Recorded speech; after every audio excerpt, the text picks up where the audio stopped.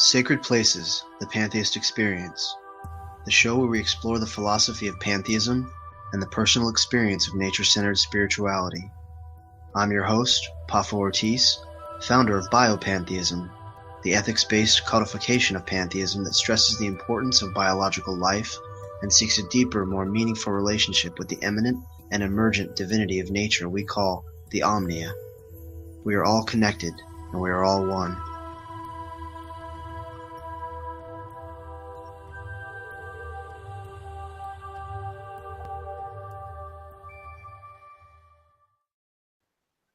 Welcome, everyone.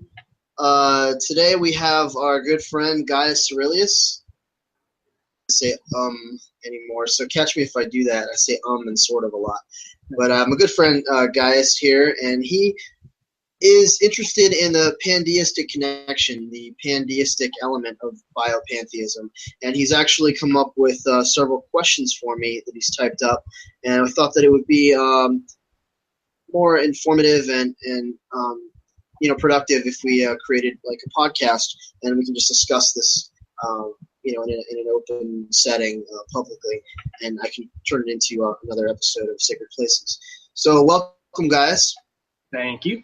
Right quick, you can't hear my fan, can you? That's not an interruption. I don't hear anything now. You're coming through loud and clear, and hopefully you can't hear mine, but my audio tends to be crappy. So okay. I created these, I'll tell you right quick, I created these questions because these are questions that kept popping up in my head since we've known each other, because I've gotten to know a little bit about your philosophical views, and I know you've kind of gained an interest in pandeism, and I don't know how long you have been interested in any form of deism, but just little things like I would see on your website, little things I'd be like, I need to ask him about that, or I need to ask him about, how does he view this? Let me clarify if you don't mind. It wasn't that I gained an interest in pandeism. It was that as I went deeper into biopantheism and learning of all the various sort of sub threads, what do you call it, of pantheism, like various forms of pantheistic thought. As I discovered pandeism, it just clicked that it was intuitively origins. Yeah, I know that it made sense. You and I tend to have like more tailored views of pantheism, and so I'm sure that when you were examining your tailored views, and then you kept hearing about pandeism, and then you saw that parallel, you saw, okay. Yeah. It wasn't that I incorporated pandeism into biopan. It's that, like, literally as biopan was developing, I recognized that my views were pandeistic. Yeah, right. That there's an overlap there. Okay, so without being too complex and stuff, I did start to read your first question, and I just wanted to clarify one thing, and then you could read the questions if you like. But it wasn't the first question. It was in your intro. When I read your explanation as to why God annihilated itself for subjective experience, it reminded me of this epic story I've been writing. Okay, so when we talk about it in those terms, and we say God annihilated itself, that is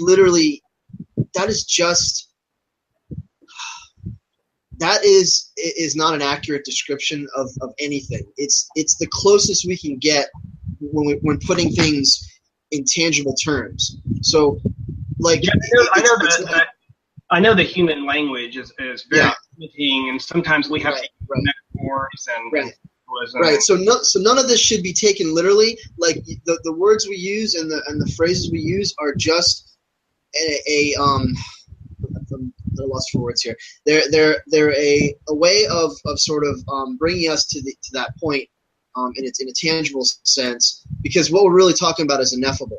Like, what we're really talking about is beyond description, it's beyond words, it's beyond understanding. So these are all we can only speak in metaphor, using symbolism, using personification. So I don't want the listeners to take any of this literally. It's literally, as Joseph Campbell says, the penultimate. It's the closest we can get to the actual understanding of it. Just grabbing all the shapes and forms and colors, but never really the object itself, because to really comprehend. engage closer and closer as much as we can, but we have to be aware that we'll never be able to stare into the sun directly, and get a perfect. I stare at the sun all the time. I was staring straight at the sun during that eclipse. That's just me. To throw out another metaphor, if we try to stare too deeply into the sun, we'll only become blinded. Sure. So I always tell people, metaphorically speaking, we kind of need to look at the corner of our eyes, the peripheral view of life, so to speak, and kind of. I think that's really all we can really do is judge, the shapes and colors, and we'll never really be able to truly define it, but we can come close enough that we can it will give us meaning and purpose and peace, a peaceful understanding of all this. So go ahead and read your questions. Start reading the questions, and I'll go ahead and answer them. And I have not yet read these questions, just to clarify. I've not read them yet. And to let any possible viewers know, just I have this in front of me, these set of questions, and they're not meant to judge you, in any kind of weird, harsh way. This is just for me to try to better understand your worldview and your viewpoint. Although, there's going to be some judgment, of course. I can't avoid that completely, but it's all good. Okay. Bring it on. The first one is, you said that pandeism includes the view that, and here's quotes, before time and space, as we know it, God annihilated itself and became the physical universe for the purpose of novel and subjective experience. And that part, remember, I partly identify with, because that's, like I was saying in my book, Empires of the Gods. There's a similar theme there that I use, but I won't get into that. My question is, how did God annihilate itself and become the physical universe in a state where time and space did not exist? Because annihilation and becoming are verbs. They're actions that require time and sequence. So we have this duration. Actually, there's nothing. Yeah, actually, there's nothing that says that that an action requires time. Time is just a way that we record. Time is a system by which we record entropy, in a sense. But would you say that one event happens prior to another event? Like you have a sequence of events? Yeah. What we're talking about, well, first of all, you have to understand my concept of time is I don't believe that time exists except in human perception. Like time is almost irrelevant in the universal sense. Everything is happening at the same time all at once, since we are finite sort of subjective beings trapped in. We experience things in a linear sense because we age, because of mass and density and all these things and general relativity. But essentially, all things that are happening. There is only the now, and we are trapped within that now, and so we experience it in a linear sense. But time is actually cyclical. It's literally there's no beginning, there's no end. It's always happening, and it's just to the experiencer, to the subjective experiencer. There is the sensation, the passage of time, the concept of future, the concept of the past as our memories. So first, that's what you have to understand first, that there is no time as such. Okay, so far we're on the same page as far as that goes, because in my own philosophical views, I believe that time is something that is experienced by the perceiver, that it's a limited point of view of the universe. But if you look at the totality of it all, it's kind of nonsensical to think of it in terms of the flow of time, I'll say, sense. But whenever we use terms like the one that you used, like you used the preposition before time and space, that's when I'm forced to ask questions like, and when we say words like become, well, there's obviously an event or a series of events that involves or the term becoming labels or trying to communicate or express. So before time and space as we know it, as it's been recorded, before the initial Big Bang, 14.8 billion years ago, 13.8 billion years ago, we're literally talking about pre-Big Bang. That's all, and there is no pre there was no time before the Big Bang. We have no knowledge of anything before the Big Bang. We only can extrapolate, and that's what Pandeism does. Is it extrapolates? It has nothing to do with looking back, and through scientific studies, we know that the universe is 14 billion years old. Where all of this comes about is in observing the trajectory of nature and in evolution, and the capacity or the volume and sort of substance that was in that explosion, the first moment of time, contained within it all of the laws of nature, all the inherent laws of nature were already there, and then it's just been progression since then, and that's why we know this as pandeists and as biopan. That's why it's been incorporated in. It makes the most sense. One of the struggles I've always had with the Big Bang Theory, among others, is there's that something that had to initiate the beginning, and then there was that which had to initiate the initiator, and then so on. So it kind of creates an infinite chain of causation or regression. Well, it's an infinite cycle. It's an infinite cycle of being. Is that existence? There has always nature, God, Omnia, the forever all, has always existed. And all we're talking about in the beginning is the transition or the transformation from one form to another. Okay, and we'll see. Some of these questions, by the way, are going to sound a little redundant. They have little subtle differences, which I'll try to go into. So based on what you're just now saying, let me also feed into number 2, which is, and we already kind of discussed this, how could God exist without space or without what we experience as the physical universe?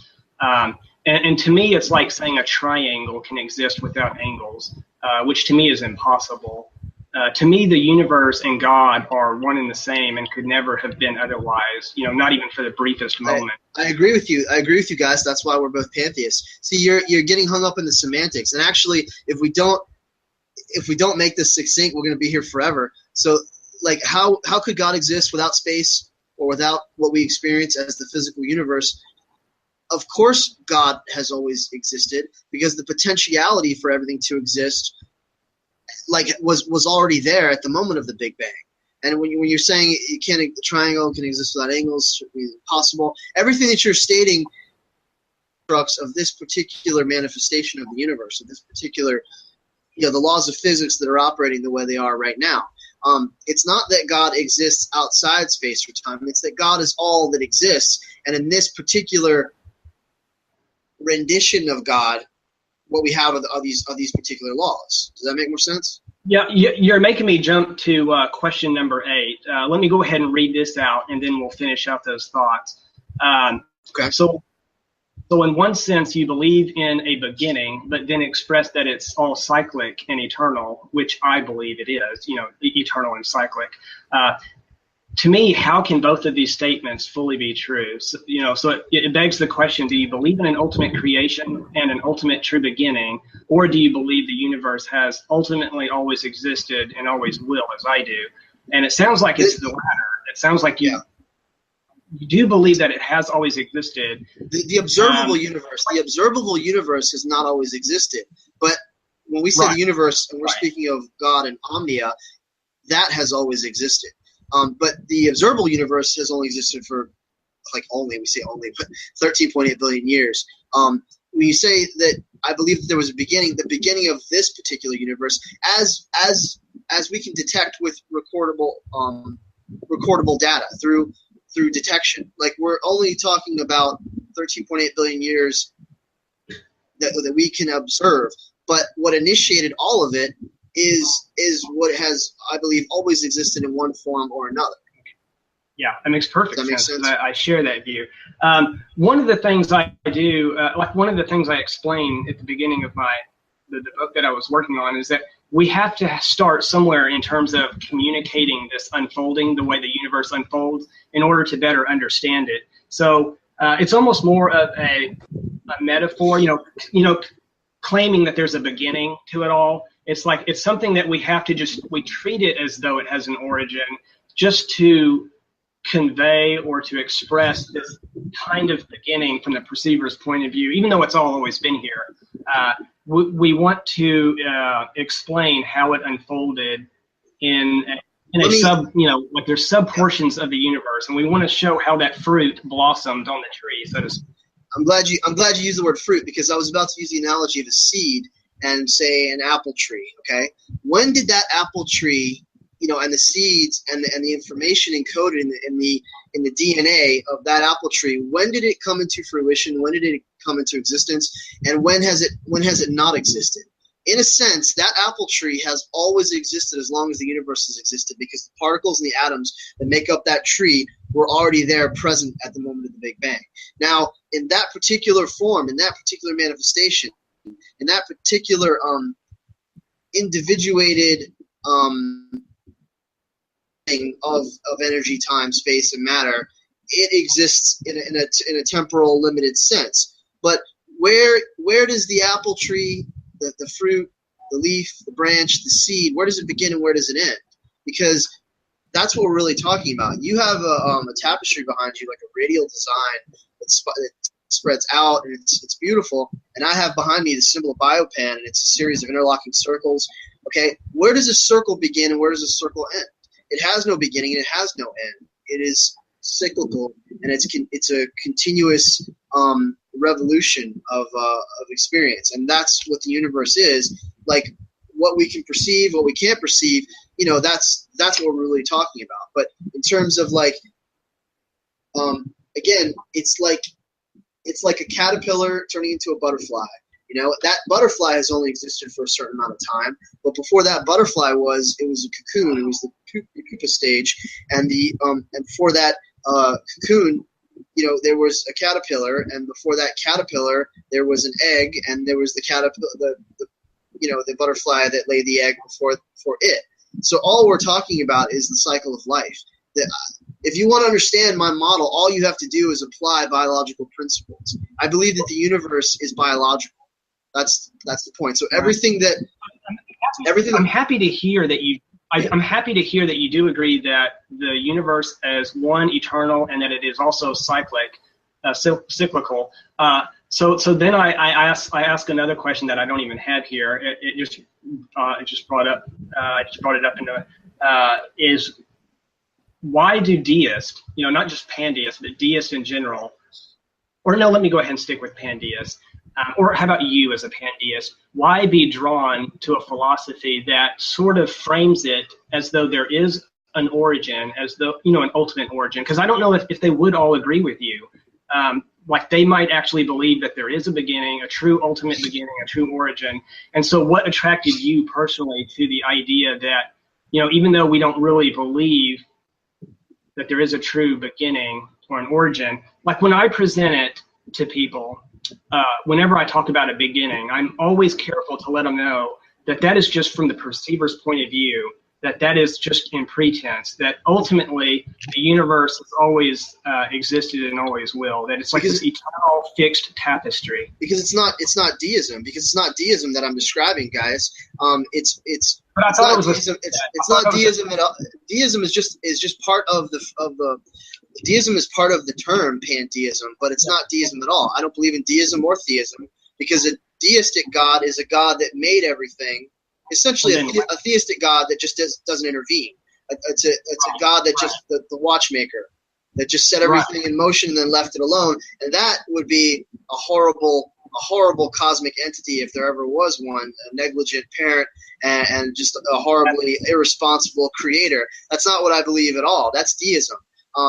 Deism is simply like, it's what the founding fathers believed. It's simply saying, we know that there's a God that made everything, but we have no way of really connecting with that God, communicating with it. We don't believe in prayer. We don't believe in revealed truth through Scripture. We don't believe in Christianity. We just believe that something made everything because, and here's the answer, because that's all we're able to comprehend.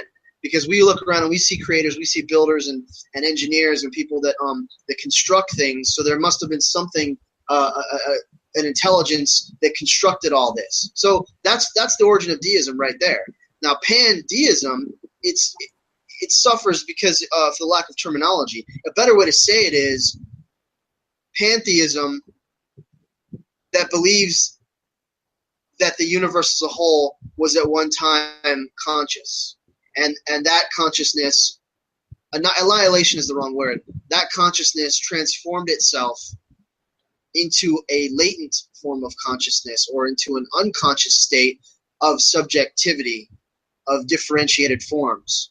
That's the best explanation for pandeism. Does that make sense? Perfect sense. When you say annihilation, I'm actually okay with that term, because you're talking about a state that once existed that loses that particular functionality at that moment, so to speak. Sure. And it's being broken up into subparts. Did the caterpillar annihilate itself when it became the butterfly? No, it just transformed. But you can look at it that way. There's no longer a caterpillar present. What is it? They actually completely liquefy within the cocoon, and then they come out a fully formed butterfly. So the caterpillar no longer exists, but all the carbon-based atoms, all the elements that were there that were present in the caterpillar are also now in the butterfly, right? And that's why it's really fascinating when you look at certain moths and caterpillars, moths and butterflies and caterpillars and worms and stuff. When they have similar markings, the caterpillar or the worm, the larva stage, actually looks somewhat like the butterfly, and then when the butterfly has the markings, that's so fascinating to me. So what we're talking about is a universe that has always existed in one form or another, and before the known universe, we have no idea what it was. But I theorize that it was something that held the potential of all that exists now. It had to. It literally had to have within it all of the potential of everything that exists now, because there's no outside source. It's literally its own source. There's that part of it we would be in agreement on. The only thing that we slightly differ on is, in my worldview model, I'm always believing, you kind of know this about me, but I'll just say this for the viewers. I view it as like an eternal tapestry with all of its parts already in place, and that it's all completely conserved, it's completely fixed, completely balanced. So as far as if you could view the universe, the totality of it all at once, which is impossible, but if you could, it would all be in place. It does not change. Nothing can be added to it. Nothing can be subtracted to it. It does not evolve. It does not slowly become something or more complex or more ordered. It is all perfectly in place. But from our point of view, as a subset of that, as a perceiver, we do experience that unfolding, that story that you explain or that you express, because I see it that way myself. You have the potential that is, metaphorically in a seed or a singularity, as some would say, and then it blossoms out into its potential and unfolds that potential. And that sort of unfolds that story, which is, that story that I'm hoping to write, which is the story of the cosmos and the story of mankind, and then the ultimate story of the ultimate hero, so to speak. But that is, in my model, that is always happening. Also, if you think of it as a film reel, where you have frames of an animation, all the frames are really already in place. Every possible frame that could ever exist in the full tapestry of it all possibilities of how it, the unfolding of it all. It's always there, but from the perceiver's point of view, we're forced to see time. We're forced to see change, evolution. Things get old. Things die. Things transition. Right. So yeah, you just described in your own words, in many words, the same thing I just said. We're talking about Einstein's law, or the law of conservation of energy. Actually, I thought that was who was that? I didn't think it was Einstein. Newton? No. I wrote it down, but now I forget his name.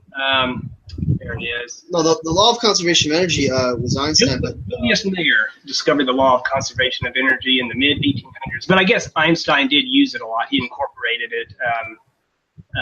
That was another question that I actually had for you, because I was wanting to make sure that I had the right law, because I didn't know if you were referring to something that Einstein discussed that was separate from Julius's law of conservation of energy. It sounds like essentially nothing can really be truly created from scratch, everything is just energy transitioning and transforming into something else. That's all. But the only area that we might differ on, which is okay, is that to me, the universe, as you call Omnia, to me that is not something that progresses or evolves or changes or transitions. That is like this static thing. Omnia is like a statue to me, a fixed statue with all of its unbelievable, divine, intricate parts in place.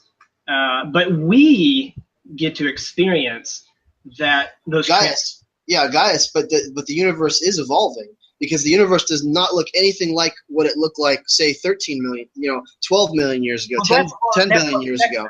It's always our sector of the universe. That's true.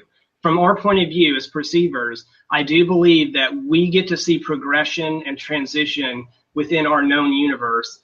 But to me, to stay true to the true root of that word, universe, it's supposed to represent all possible elements of the cosmos. It's the universe. So in terms of any kind of multiverses, parallel universes, subverses, all those terms that came out kind of later on as a fix to circumvent the outdated term of a finite universe. That's all one universe that has always existed. Yeah, I agree. I call it the omniverse. The omniverse. It's everything. Yeah, but don't you believe that your Omnia is something that transitions and something that changes and progresses? It gets more complex, and then it reverses that or implodes and goes through that cyclic. In terms of its consciousness, in terms of its environment, and the environment is also changing continuously. The environments that the life forms that are birthed from it, the environments are more static, and then the life forms and the organisms, the individual manifestations of life are constantly in transition, and the environments last longer, but those environments change as well. Everything is always in a state of flux and transition, but everything. But what you're talking about, I believe, is more. You're thinking of more the locale or the universe in terms of a. You're making differentiated claims between the local expression and the cosmos, and the totality of it all. Yeah, if you think of it as a Mandelbrot fractal, an infinite Mandelbrot, I see this infinite thing that is the tree upon the tree upon the tree upon the tree, or like a fruit upon the tree upon the fruit. So it's like this infinite thing that is infinitely within, infinitely without, and there is no way to encapsulate or box up the universe into this package deal, into this singularity, or into this seed, to all share this single moment. Like these moments happen to me. You have things that blossom throughout the universe. I think I know what you're saying. It's almost like the subjectivity that nature is experiencing now, which I believe will coalesce and come back together. You don't believe that there will ever be a collective consciousness, a singular consciousness that is at all times. You wrote that somewhere, that is at all times, perceiving all, like in omniscience. There's no omniscience that will ever exist. It'll always be differentiated. In your take on it. Yeah, but at the same time, for example, you represent one of the hubs of the universe perceiving itself. But you see that you're limited, right? You only have so much knowledge, so much awareness of yourself. I don't think that the totality of it all will ever fully be able to know itself. There are people, right, because otherwise then it would be omniscient, and that's when experience would cease. Right. Because there'd be no contrast. There's no subjective. There's no other, But if you look at the way the elliptics, the way circles, the viscous Pisces, the way the flower of life in sacred geometry actually multiplies itself, it starts with a circle, then an overlapping circle, then another overlapping circle, and then it goes again and again to the seed of life to become the fruit of life, the flower of life, and you'll understand that, like, as a circle, it has no expression. It has no movement. It has no knowledge of self. It only once it replicates, just like the first single-celled organism that self-replicated. Then that's when it begins to experience itself, to experience something. Before then, it's just a static thing. But I don't believe that it ever stays that for long. So I think I know how to explain. I think I know how to explain the dilemma I have with your view. Imagine a circle. I have a circle here. Are you sure? Are you sure you have a dilemma? Are you sure you're just not understanding it fully? Because I think once you understand it fully, I don't think there'll be a problem. Yeah. It could be that I don't understand it, but and if we find that out, you're going to help me understand. Sure, go for it. Imagine we have a circle in concept, and when you progress along the circle, we experience your worldview, which is this progression of Omnia becoming more and more complex, more and more conscious, and then finally it annihilates itself and starts over to the beginning again. See, I'm thinking in my worldview, that circle always exists. That's always happening. That's always there. Yeah. Okay. And I don't mind discussing and even sharing the view of this progression, because I do. I have that. Can I blow your mind for a second? You're looking at it one-dimensionally. It's actually a spiral. It's a spiral like this. So what you have is every time there's a revolution, there's a new experience of the universe experience. Okay, see, now there's where we would disagree. That's important. We got to get back to the circle, because that was just a device, a tool to help you understand how my worldview compares to yours. What I'm simply trying to say is, yes, there's that real that happens of the unfolding, but if you take a step back, that is always in place. That is always happening. You're describing time, but then it's easy to conflate it with form, with the form of energy and life. And when it comes to form, it's the Fibonacci sequence. It's the golden mean. It's the golden ratio, on all fronts. That's what it is. But if you're talking about time, that also is it's exactly what you said. It's happening all at once, at all time. It's all experience. But for the experiencer, for the subjective form within it, trapped within time, then it appears different. Actually, for the subjective perceiver, that's where we involve the variable of time. That's where you get progression, transition. Yeah. Talking outside of that, there's going to always be Omnia. And imagine if Omnia was you see that pattern behind you, that beautiful tapestry there? That's Omnia. That's always going to be there. It always will be. It always has been. And nothing can it'll never become destroyed. It'll never become sick or tired or damaged in any way. It's always going to be perfectly that thing, which is actually couldn't be any other way. It had to be that exact design in every way. And yes, within the context of that, we're going to experience the story of the universe. We're going to experience this progression, this inflation and deflation concept.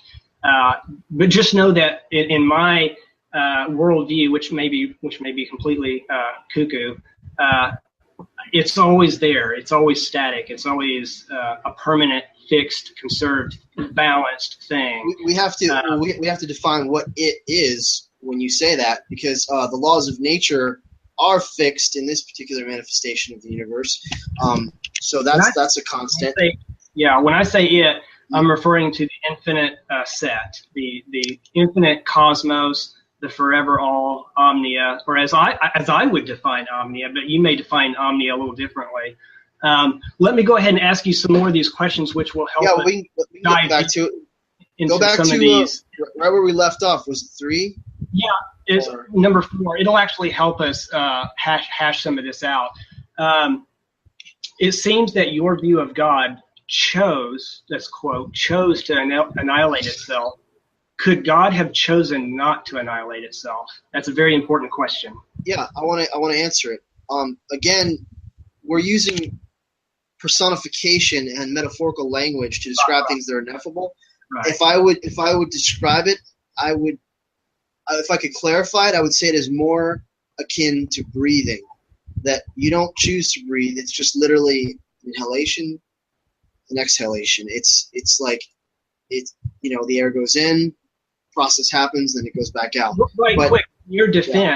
In your defense, I actually believe the universe, that eternal being, can have desires.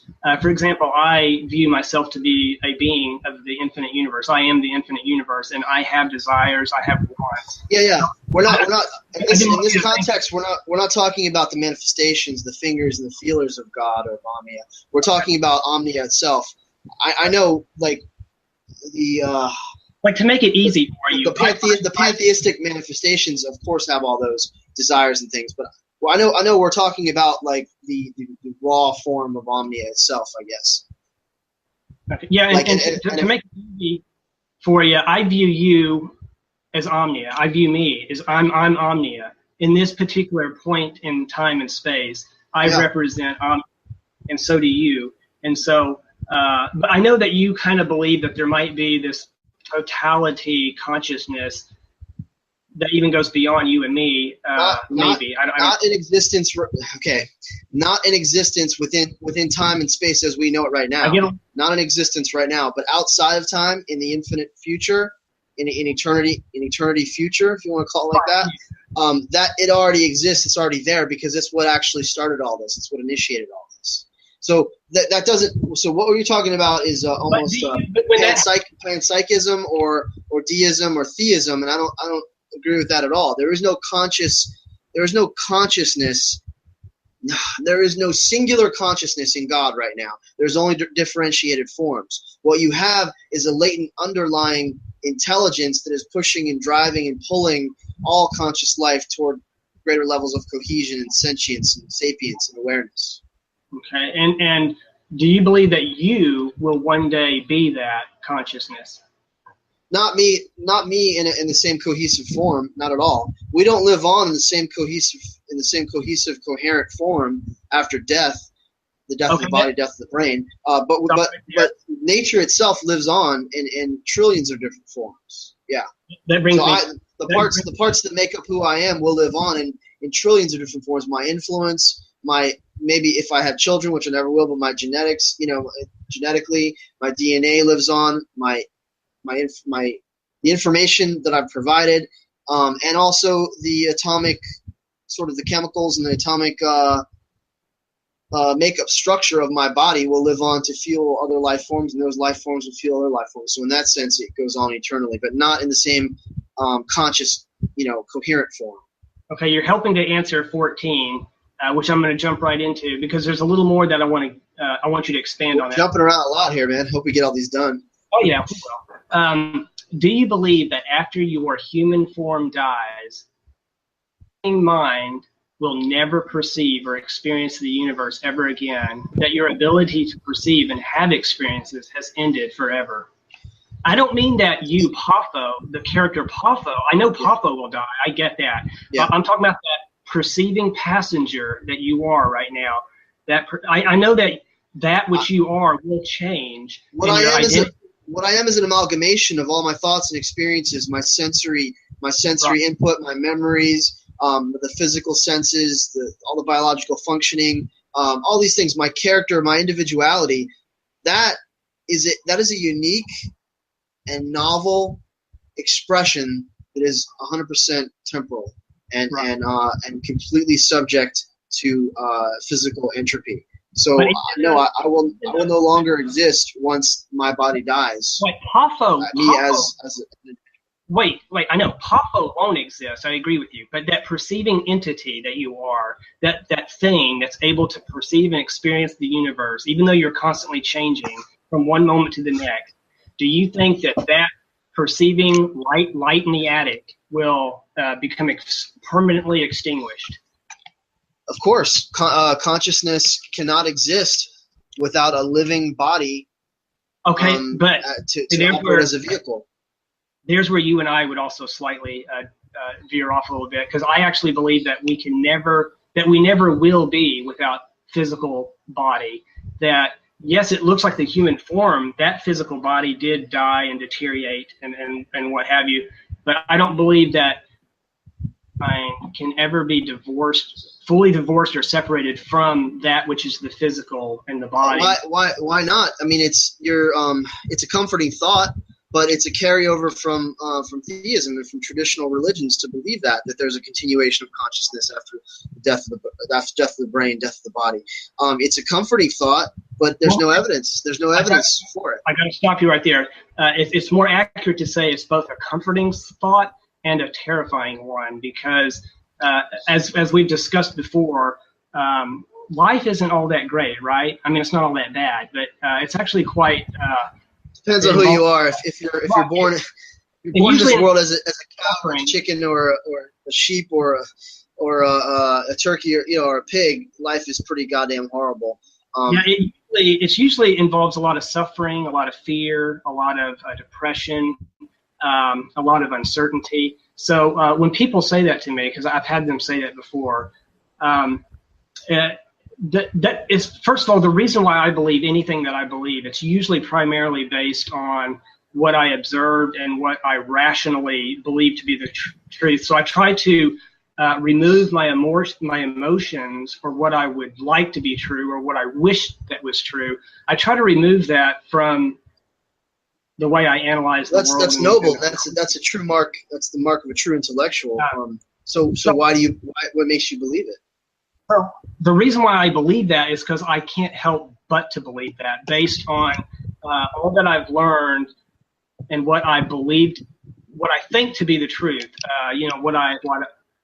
Based on error, everything that I've read, everything that I've learned, which is subject to error, of course. We're constantly being bombarded with disinformation, misinformation, but just based on the available information that I have so far, I believe that the perceiving mind is part of an unending continuum. It's part of that Omnia. Omnia cannot be destroyed. Omnia and you, the perceiver, which is sort of like if the apex of Omnia, you're the nucleus of Omnia right now. And even though it can give the illusion, it's actually one of the universe's greatest sleight of hand tricks to make us think that when our physical human form dies, that you're explaining it, but you're not giving me any evidence for that. I can try. For example, we can get back to this too. You can finish your questions and we can go back and talk about it after. Right. This is actually one of the hardest things, this very topic, to communicate. And I've been trying to find the best way to craft out this explanation, because it's actually one of the most profound questions man has probably ever struggled with. Is there life after death? Is what you're asking? Yeah, right. Is there a continuation of consciousness? After. I've now gotten to the point where it's harder for me to believe the opposite, just based on what I've learned about the universe, what the universe has taught me. But I'll give you one quick example. A lot of near-death experiences. One of the things that they have in common is that they all find themselves emerging from their face, that they're coming away from their face. And yes, I do believe that a lot of what their experiences, what have been described, are hallucinations and dreams and all that. But there are certain things that are shared that defy the probability that it just happened to be part of their dream state. Because I almost never dream anything like that. So to me, there's, without trying to go into too much detail right now, because that's a whole other podcast, but there is a continuation, whether we like it or not, for better or for worse, to continue to have moments of so you're pleasure. basing your evidence on the anecdotal evidence or the counts of NDEs, which I think is a fascinating subject that we should explore. Not just that. Yeah. That's just one small piece of the overall puzzle. I do think I don't necessarily think that consciousness is always. This was going to seem contradictory to my earlier statement, but I don't think that consciousness is necessarily local. I believe that. See, what you're describing has always taken place with a person who's come back. And it's never happened to a person who has completely died for 5 years and then come back. There's always been a body that's still intact and able to be a receiver for the consciousness. So what I'm saying is people who have been frozen. This is an interesting one. The ones that have actually been frozen for several hours, or I think even days, and then were brought back, and so they had the physical form, right? To right. To me, I believe that in nature, that when something happens to this, for example, we get an arm cut off or legs cut off, we're still here. We're different, but we're still here. If you lose your eye, or let's say they take out your brain and put it in a jar of fluid and hook wires up to it, again, you're still here, the perceiving entity that you are. You're different. Your experiences are going to be different, and the way you communicate to the world is going to be different. And I guarantee you can keep doing that. You can remove some load. But you're making my point. You're making my point for me. There has to be enough of the physical form for there to be a receiver for consciousness. I actually agree with that. I've written that in my book, that we will always have to have, I don't care if you believe in spirits or ghosts or whatever, I believe that you will always be of the physical world. And you will, in order to be a perceiving entity, you have to have that which is, you have to be, we say it's less and less of the physical body, but really your body is always, in my opinion, the infinite all. That's your body. That's your physical body. And it will always be here. You will always be a part of it. And it will change. That relationship will always change.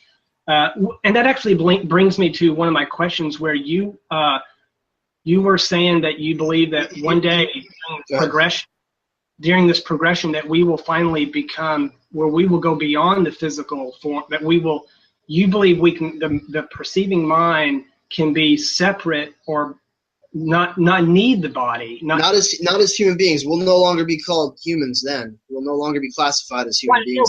But you believe that the perceiving... I mean life. The most successful species on this planet or any other will eventually unite and coalesce to form a collective mind, a collective consciousness with every other life form. It might not be human beings that make it that far. It definitely won't be the human form. But in terms of consciousness itself will continue to evolve and eventually assimilate with every other form of consciousness. Yes. Yeah, but didn't you say that consciousness will one day be able to go beyond the reaches of the physical, the necessity of a physical body? That you can have a perceiving mind. Yes, because everything. Yes, because we'll be able to manipulate matter, space, and time. We'll be able to literally transform, as we do now in a very crude and primitive way. We transform the elements around us into different shapes and forms. But I thought you said we need the body always. That we always, in order to have the perceiving mind, we need the body. Yeah. Physical. Yeah, you're not letting me finish though, guys. Okay.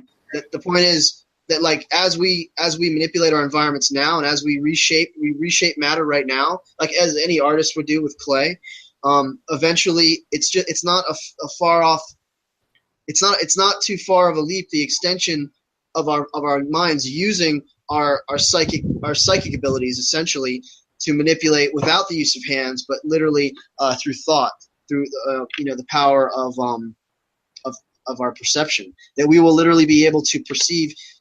The best way I could describe this, life is like a dream, okay? And right now we're locked into the parameters of that dream, i.e. the laws of nature. But once we become lucent in that dream, we can literally reshape it into anything we want. We can redesign our bodies, we can fly, we can become an animal, we can have sex with whatever beautiful girl we want. We can travel to a location at the speed of thought. We can literally recreate the environment because we're in a dream world. And yeah, but don't you think that dream world has rules? No, it doesn't. The only rules that are there are the limits of your own imagination. So what I'm trying to say is, because I'm still trying to get to my point here, what I'm trying to say is, once we recognize that we are the dreamer, that the entire universe is the dream of God, and that we are God, we become lucent, and we can literally reshape our environment at the power of thought, the speed of thought. Once you recognize that you're actually right now, this is a metaphor, but once you recognize that you're asleep and this is a dream, you can start to control it, and it's just like Neo in the Matrix, and you wake up. That will eventually happen. Eventually. I believe that in part, that right now, because I'm aware of that now, but I do believe that our dreams will always be dictated by rules, by the laws of Omnia.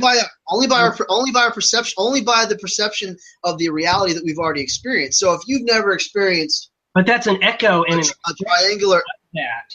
That's an expression and echo of that yin yang format. You know, there's a set of rules that we've been so ingrained with, that are so embedded in our psyche and our makeup. It's like you can never escape that yin yang seed that is deep within us, and so we're gonna always have those struggles, even in the psyche.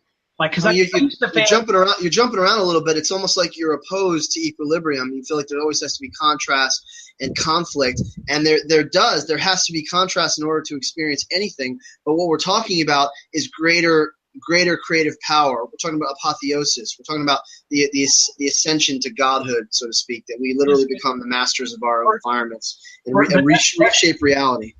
But that's going towards one major extreme, saying there's this absolute freedom, there's this absolute total control.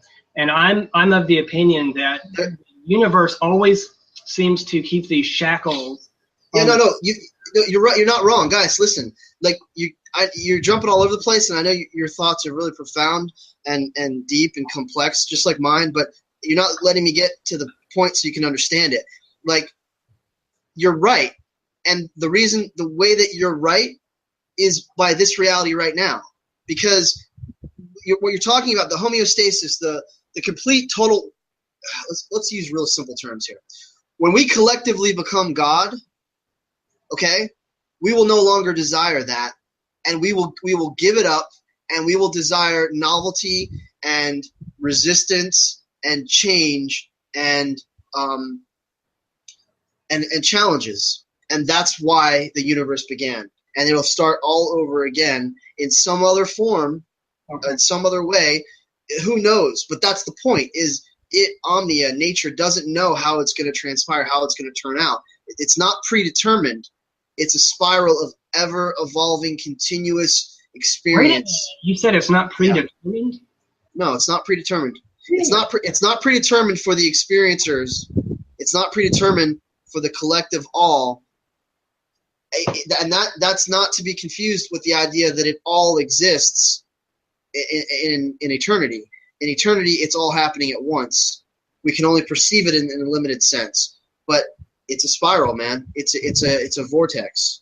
It's just like a tornado. That the way in which it unfolds, that is due to the influence of what happened prior. Each stage. Yeah, everything is causal. It's all a causal chain of events that never ends. So in that sense, it's deterministic. You understand? Right. But it's not fatalistic. It's not. There's no destiny. It's literally new and novel each and every time, and that's the entire purpose of existence. Well, I have to disagree with that, but I respect in fact, let me ask you, what led you to that particular view? Observation of nature, intuitive knowing, and observation of nature, and the life cycles, the seasons, the processes of nature, our biological functions, cosmology. I do that too, and when I look at the seasons, for example, I see this cyclical, deterministic thing, and to me, our destinies have already been written in stone. I mean, even before this planet was formed, it was written that you and I would be having this conversation. In fact, if you were to rewind everything and set everything into motion again, everything would unfold exactly as it did before, and you and I would have this exact same conversation, no matter how many times we tried to restart it over. Now, I know quantum physicists will say, differently, that it happens differently each time that we reset it. But I have a lot of disagreements with quantum theory. But yeah, I mean, you have to. I would suggest just really analyze your motives behind believing these things. Like when I came up with my ontology, my cosmological perspective, there was no personal motivation for any form of comfort Yeah, or even peace of mind or anything. It's literally just what the science and what the observation tells me. Right. Yeah, I try to do that as much as possible. I mean, of course, I'm human, and every now and then it seeps in. It leaks. But many of your statements sound very like forced and mandatory. It has to be this. It cannot be any other way. It's always going to be consistently blah blah blah blah blah. Almost as if there's a form of comfort in that. Well, I will dogma. I will admit to the fact that I do, in part, see some comfort in it. I won't hide the fact that, to me, when you look at the universe, the totality of it all, some of it is comforting, some of it is terrifying and disappointing. So I can't say that it's not somewhat comforting to me to believe that the infinite machine that we're a part of is fixed and can never be destroyed, and that it's all predetermined. Now, some things, in some ways, it does disappoint me, but in a lot of ways, it does comfort me. But that's not to say that's why I believe it. That would be a mistake to think that the reason why I believe. Yeah, I would just suggest. I believe you. I'm sure that your intentions are noble and logical and sincere.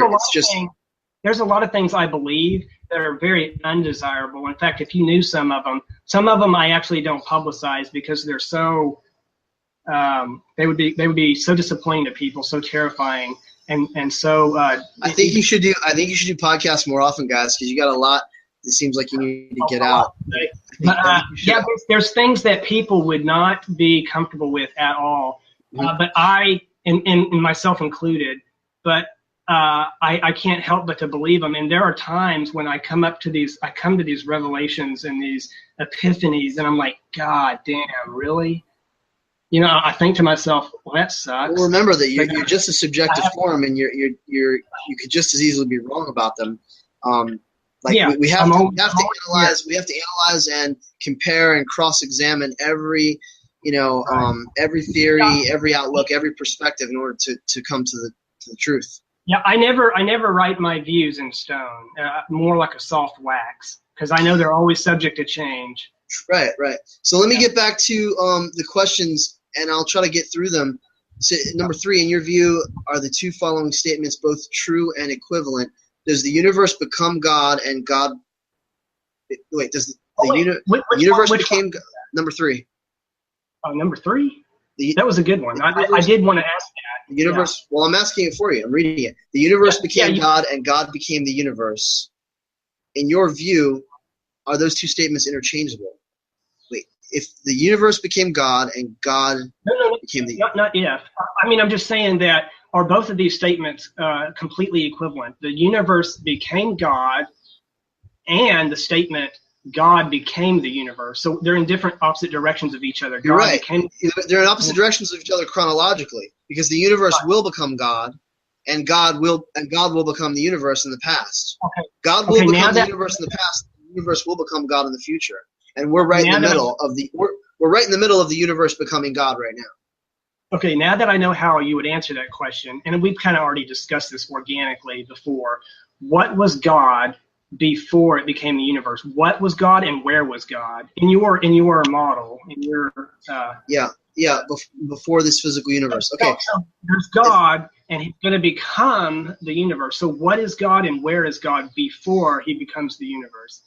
This is to avoid any lofty extrapolations and theorizing. Let me put it in the simplest way. Number 1, there is no tangible, scientific, testable, empirical way to determine the answer to that question. But what we have is the universe and everything in it. What we have is the unfolding of all of these things based on the laws of nature and the trajectory. Even though evolution is blind, the path of greater and greater levels of consciousness and awareness, and we see the patterns, and we see the potential, and we see the potential within all things. So looking at nature and looking at the universe, we can extrapolate and say everything that exists on this side of the Big Bang must have existed on the other side of the Big Bang. in some shape or form. And honestly, as we've already discussed, it's all there. It was all already there, just in an undetectable form. So what I say is, since we are moving towards greater levels of consciousness, since the universe is allowing all life forms to evolve and adapt and grow and become more and more conscious and cohesive and coherent and in sync with itself, then I believe that's where we came from. Because if that's where we're going, okay, I think that's where we came from. I feel like that's where we came from because everything here was already here in the singularity that existed at the moment of the Big Bang. That singularity event that you're talking about right there, to me, and you kind of already know this, in my worldview, that is one berry on the tree. That, there's this cosmic tree, and then that tree is a berry on a larger tree. Yeah, that's a beautiful way of looking at it. And I was trying to get to this point before, that berry or that seed contains within it all the information for a whole other tree. It's right. It's like the DNA encoded in our genes, in our cells, in the chromosomes. It's all there. The information is all already there in that seed. So the seed is the tree is the seed, is the branch, is the leaf, is the fruit, is the flower, and it just goes on and on and on. Like that's just a small point, the funnel, where it all got funneled into and then exploded back outward. So when you look at a seed, the reason why you brought it up was because you just said it, that it all gets funneled into, and I'm trying to say that I don't think the universe can be encapsulated into this singular. Of course it can, because you're thinking of time, and space as physical objects. Yeah, I do believe that conceptually it can be encapsulated, but not in a. It's very simple. It's very simple, guys. Just look at a piece of fruit, and that piece of fruit started from a singular seed.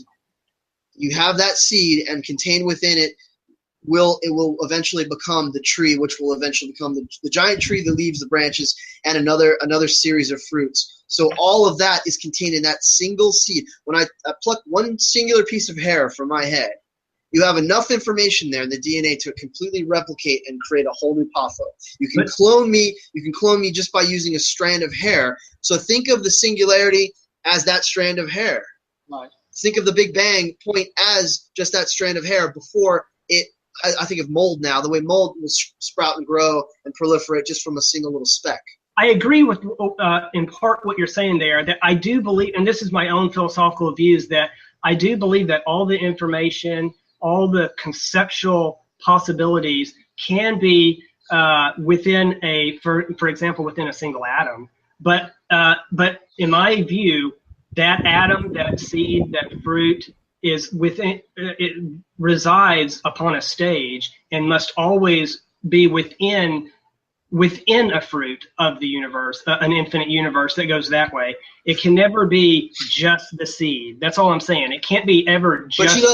But you don't understand that the seed is everything.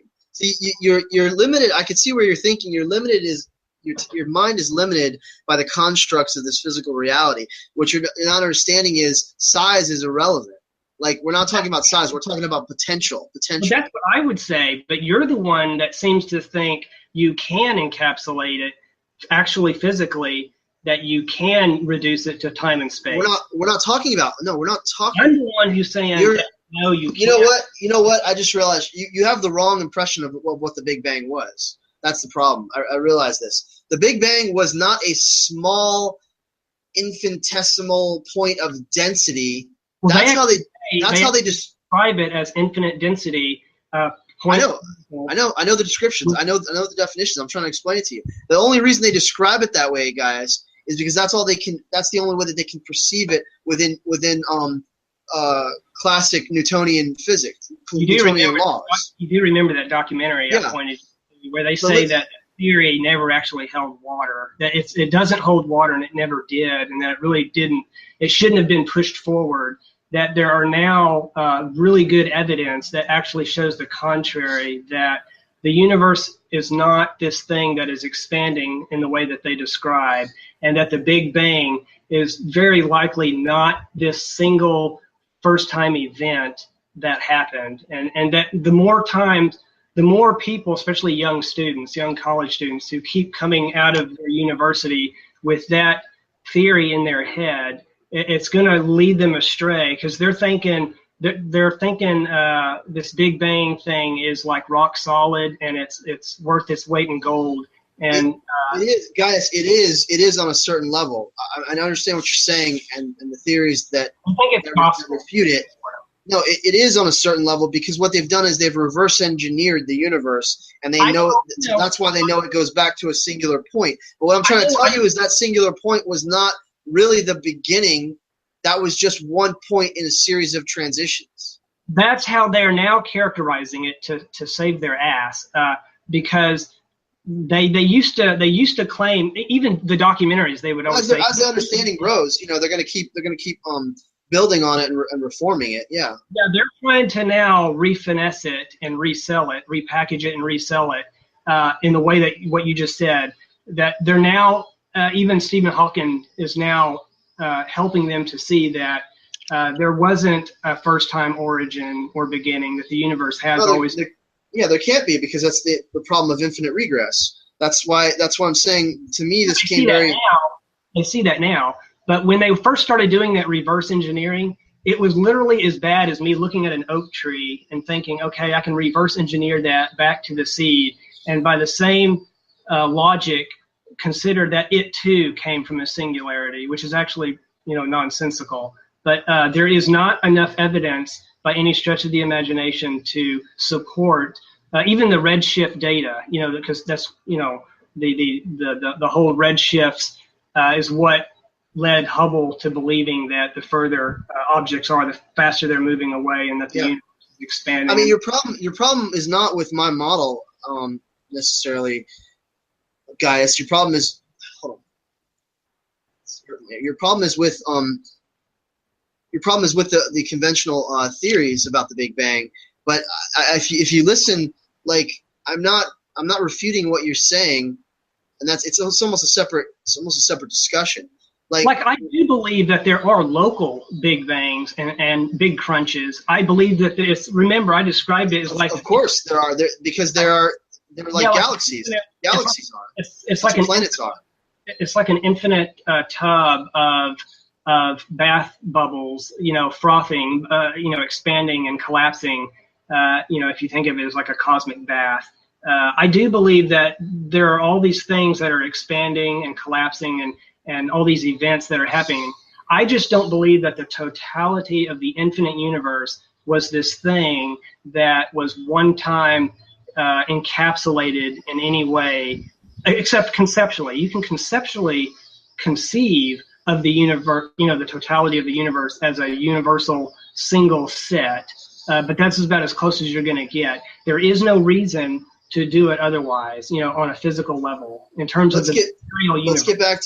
Let's get back to your questions into pandeism, because we've gotten so far into all these different directions of cosmology and stuff.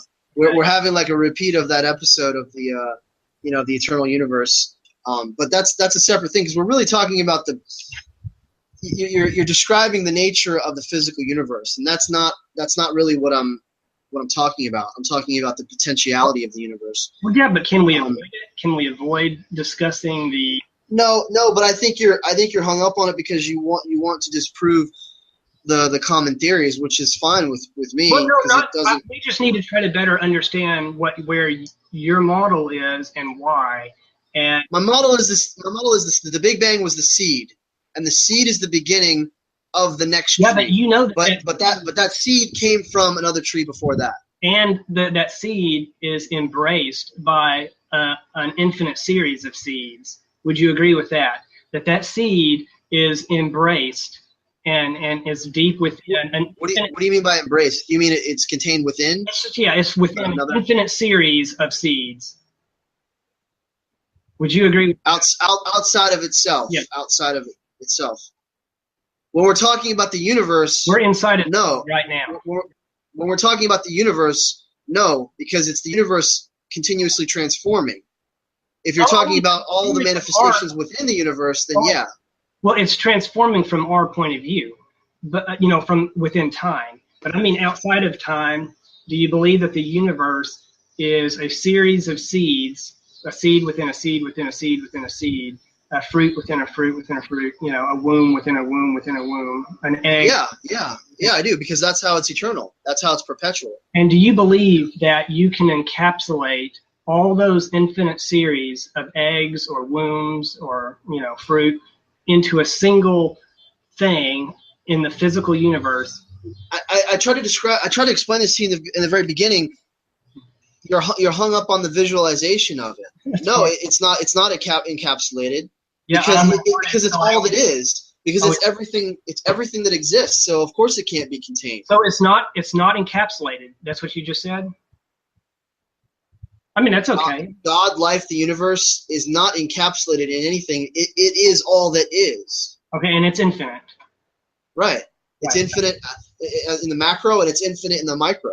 Okay, well, that's great. Both cool. ways. We're on the same page then. This entire conversation could honestly have been, not that I don't enjoy it or that it's informative for the listeners, but this entire conversation could have been shortcut and avoided if I just explained to you the torus. If you understood the torus, about the torus, remember, but if you understood the torus right now, I visualize the torus. Remember, independently. Conceptual problems wouldn't be an issue for you. Remember, my painting incorporates an infinite series of toruses. Remember, so you're talking about a torus and all of its toroidal processes, which I agree with. But my worldview is a torus within a torus within a torus within, and so there is no way to encapsulate the torus. I mean, you can't conceptualize. I agree, but the torus is more of a it's more helpful in understanding the movement and the energetic pattern. That's the reason, that the spiral, the expansion, the unfolding, the collapsing in on itself, coming back together, the radial pattern that's right behind you. That's part of the torus, like all of it. Well, we can just look at a flower. Like, forget about the Big Bang for just a moment. Any flower, a fruit, anything. Yeah, any plant. We see this expression throughout nature all the time. I'm sure even atoms do it. We don't have any proof of that, but I guarantee you. No, atoms are toruses. That's exactly what they are. I totally believe they are, and I get that. I just want to make sure that you believe, or that that what I believe, which is that atom, which encapsulates that story that you're wanting to tell, and the one that I'm wanting to tell, and the one that you may have already tried to express in. I did. Yeah, I just want you to know that I see that atom, that fruit, that torus, in a series of toruses, that it can never be encapsulated in the physical world. That's all I'm saying.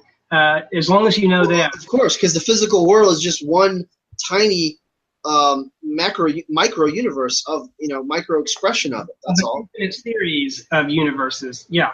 And so we can talk about a beginning, an origin, for the fun of it, to tell stories and stuff and to help explain the universe, which is why I use it as a mechanism, as a device, as a tool to kind of help express certain concepts. But ultimately, like, if you wanted to really know the reality of it, what I really, how I really see it, it's this static, infinite thing that is unchangeable from I'll say its point of view, even though, it can't really perceive itself in that way. But if it had a point of view, it is like the rock. It is like this static statue, this thing. Yeah, I think that's it's almost a romanticized notion that you may draw comfort from. But the truth is, nothing in nature is static. Everything is always in a state of transition. You have to realize that my view involves all emotions. So it's not just comforting. It's terrifying. It's scary. It's sad. It's depressing. It's all of those. So it's the whole color wheel. It's the whole season. The whole seasonal wheel. So you need your own show, brother. let me get back to the questions, or we're never going to get through it. There's 14 questions, and I'm still 15. We've actually organically covered most of them. I was just now running through to see if I can find some. Yeah. There are a few that I do need to ask that we haven't covered. I'm still trying to get through number 3. Like, what was God before it was the universe? Well, it was the potential. Well, for one, we can't know, but we can extrapolate. So from extrapolation, we know that it must have had all the potential for everything that exists here. And by the way, yes, that was based on a theory that may no longer and may never have held water, by the way. But yeah. But it's still a beautiful synopsis of the universe, because metaphorically speaking, symbolically speaking, we see this behavior in flowers and in seeds. And I am not opposed at all whenever you want to discuss that philosophy of talking about a beginning and this movement of progression towards higher consciousness. I'm not opposed to that at all, because in terms of a subset of the infinite all, that does happen, and that does represent the totality of it all, conceptually. So I'm cool. At the end of that question, he says, "What and where is God before it became the universe?" What and where? There is no what and there is no where, because it's literally all that is. It's literally every potential that exists, like played out, acted out. Oh. It's just a complete infinite mind. It's an infinite mind that can do anything that it wants, and it knows everything. It is everywhere. It is all that exists. So in a sense, it's nothing, because it's all knowing. The only way you can actually learn or experience or grow or just, you have to be subjective. You have to separate yourself from yourself, forget a little bit of what you know, and then rediscover it again. But when you talk about the universe, we're talking about something that we normally traditionally think of as this physical thing, right? With these natural laws. In scientific terms, we think of it as a location, a locale. And this thing that has natural unchangeable laws. And so when you say something was not that, it was the negation of that, I want to know what that is. That's all. That is ineffable. I'm happy to use certain language, but like we said at the beginning, sometimes we can take that too literally, but I just want to know what that is before it's this. I'm trying to tell you, it's ineffable. It's incomprehensible, okay, but we know that it contained whatever it was. It had all the potential for everything that exists right now. Okay. Well, that was the theory that you said at the beginning. That was your theory, and I guess actually, it's that to me. That's solid. Going back to the law of conservation, is that it had to contain within it everything that exists right now in potential form. Otherwise, everything that exists right now, because there's been no outside intervention. The universe is a self-regulating, You just said it. Emergent system. Said there was no outside intervention. See, in my model, there is absolute outside intervention, because it's two poles of the same thing. There's the inner influence and the outer influence. And they're both at tug of war with each other always. I mean, are you talking about conscious life forms, manifestations, and the physical location? Because I'm talking about the universe as a whole. There's nothing outside of the universe. Okay, if you want to talk about the universe as the universal set, yes, there's nothing outside of that. But when you talk about this Big Bang event, which actually brings me to one of the questions that I wanted to ask you.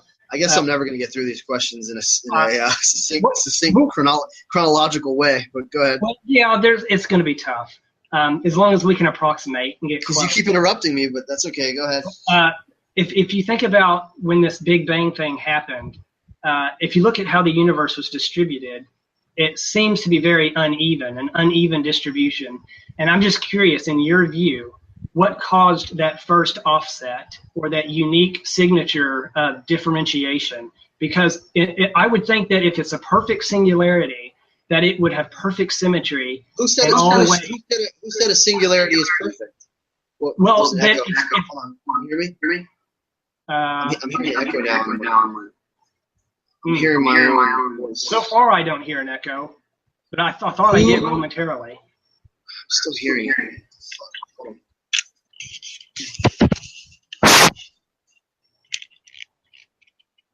Hello?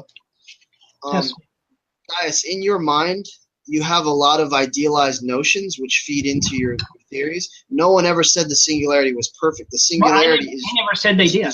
I never said they did. I'm assuming, based on how they described the singularity, that it started out with perfect symmetry. So my other question would be, why wouldn't it be perfectly? Why wouldn't it have perfect symmetry? So let's start there. Because nothing in life is perfectly symmetrical. It has to be a little bit off for there to be. It has to be a little bit off for there to be a novelty of expression, and instead of just mirror images of itself. That's exactly how the Fibonacci sequence works. It's exactly how all of nature operates. That's how I feel. It replicates with just a little bit of a different. It never exactly copies itself in the same way. Nothing ever happens the same way twice. Right. It always happens a little bit differently, which allows it to expand and grow and push and pull and move. But that's what allows for experience. You know. Yeah, I believe that there can never be a state of perfect symmetry. I believe that there is no such thing as an absolute singularity where something is perfectly symmetrical and right. Just our geometry and math. You know, we use math in that sense, but those are just constructs because nothing in nature is perfect. Nature is always perfecting itself, and it's always a little bit off, and it's a little bit lacking, and that's what allows for greater growth and complexity and biodiversity. So back to the question. I'm still on number 3. Oh no, don't worry about 3 because I've been paying attention. We've been moving around. Let's go to 4. It seems that your view of God chose to annihilate itself. Could God have chosen not to annihilate itself? I say it was more an instinctive reaction, a response to knowing everything, being everything, having all awareness and knowledge, and literally no longer desiring it, because all that nature desires is experience and growth, right? And novelty. We sort of answered that earlier. And that can't happen if it's a static thing. I did ask that question, and we were talking about how there can be inclinations to beings, and whether or not you saw the totality of it all as a total being, the Omnia, whether or not it has desires and wants and inclinations. And I was willing to accept that, within your worldview, the Omnia, even though it's not this singular contained thing within the physical universe, but there's this stage that is reached where consciousness, at least as best as it can become the ultimate consciousness. So you don't agree with it? You're saying you don't, or you do? No. I'm satisfied with that, as long as we frame it correctly. As long as we, because I share that view. It's in my book. A real easy way to understand it is look at the internet. Look at the internet and look at what the internet has become, a web of communication and information where people can connect with each other and they can literally almost know anything at lightning speed. And that's just us building a machine that can do it. So take that and project it forward and expand it outward. That's what all life forms, what all beings are going to do, led by, I believe, one or several of the most enlightened beings in the galaxies, in the universe, will lead this charge toward symbiosis and kind of a collective connection with all life. So it's just like the internet. It's just like how you can literally talk to anybody at the same time. You can literally perceive. Just imagine video cameras up everywhere. We can already do this, like surveillance. It's all of those technologies times 10 squared, into the future, advanced. And you'll see that what you end up having is a brain. Exactly what our brains are in the micro. All the neural networking connections. There is no machine that is as complex as even like a single strand of fiber of gray brain matter, and the computations and the neural connections and the synapses, and how the network, the incredible network that exists right now just in the neurons of one singular organism is more than all that exists in the universe. So imagine all of those minds collectively together.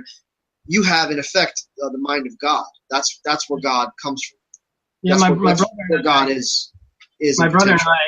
My brother and I have fun with this particular topic where we talk about, this ultimate mind and, whether or not our minds contribute as a subset of that overall tree of thought, and, how much subsets of pantheism. That's the word I couldn't think of earlier, was subsets of pantheism. That's what pantheism is. When you think of that kind of a mind, the psyche of that kind of a being, certain questions come up like, what is its emotional state? Does it have an emotional state?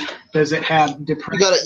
You're framing it within the context of the human experience or of an animal. Emotions are just helpful responses that drive behavior, that drive instinct and stuff like that to protect. If there's no need for defense or protection, the fight or flight response is gone, then emotions are much more equanimity.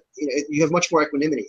They're much more balanced and peaceful, where you don't have these extreme highs and lows. You just have reason and logic and perception. You have enjoyment, but there's not this incredible, because like emotions can be viewed as like the fire in the caboose that's like fueling the train, and then the thoughts and stuff are like the direction that it goes, but the emotions are just the fire behind the thoughts. So like an infinite being would not be subject to those emotions, but it would perceive things benevolently, logically, rationally, reasonably, as all logical beings do. Do you think it would be subject even a little? I mean, somewhat? Like, even though it's not as primal as it used to be, like in the animal kingdom, emotions tend to be even more intense if you look at the animal kingdom. I would look at them more as thoughts. I would see them more as elevated thoughts. So do you think this conscious ultimate entity will not have any degree of depression or fear, or? Not if everything that exists, it is not if it recognizes itself as everything that exists and it's literally in control of everything. There's nothing to be afraid of. I keep coming back to this. Remember what it's like if you're in a dream and you suddenly realize that you're dreaming. You're the god of that world. You're the master of creation. You remember what my it's all about concentration. Do you remember what my response was to that? Because we talked about this before in the past, and I believe that even within the world of dreams, that we're faced with the same old human conditions, the same old rules, the same old hang-up. The dream is just an analogy. It's just analogous to what we're talking about. Where it's not the same as a dreamer, because a dreamer is subject to their perceptions of reality, their doubts and fears, their subconscious mind. I'm just talking about the notion of becoming lucid and 100% in control of your environment. That aspect of the dream is what I'm specifically referencing. What influences, like you obviously must believe that there's some kind of differentiation with this entity, because it's got to have some kind of a personality, right? Some kind of. It contains all personalities. It contains all minds. It contains all thoughts and feelings. It's literally This is getting to what I described in my book, which is you almost become the rock. When you become where you perceive all things all at once, you become like this. It becomes like this homogeneous soup where nothing interesting ever happens because the extremes are gone. You're making my points for me. What you're getting at, the direction, the trajectory that you're going right now. That's why he annihilates. Guys, that is what began the universe. That's exactly why Omnia became scattered and differentiated into trillions of forms. It's exactly why. That you just answered the question somewhere. You asked, was God bored? Why did it lack something? What did it want? The only thing that an infinite being cannot do is experience something new. It can't be afraid of anything. It can't have any challenge. It can't challenge itself. Nothing is a challenge. Nothing is enjoyable because you've reached the pinnacle. You are everything. You have conquered all. It's like Agent Smith, where he literally assimilates he's the new world, or the Matrix becomes all Smiths. He's become everything that exists, and it's misery. It's all one thing, and so it has to start over again. That's the idea of the reset. The reset is the Big Bang. Just to remind you, that's the one of the key themes of my book, which is what you just what you're describing there. I mean, I do it for slightly different reasons, but ultimately, that ultimate being that can, you see so much becomes, I'll just use the term bored to make it easy, and unfulfilled, put it that way. Yeah. See, we have to, I mean, there's no way that an infinite God can be unfulfilled, because it has everything that it wants, but that's it, is when you have everything, you become your own limitation. So you need to limit yourself in order to experience something new. Exactly. It needs to be limited is the key, the word limited. And so that's where he has to fracture himself. Yeah. Right. Fracture and it's split apart. It's great for literature. You wrote, we had a beginning, there was a start of the natural processes that govern all life. Life is moving toward greater complexity and self-awareness. This is not coming from outside, but from within, from creation itself. Do you believe that all stages of complexity are always present within the all stages of complexity are always present within the infinite universe? That in some areas life is becoming more complex, but in other areas is becoming less complex, and that overall it remains conserved?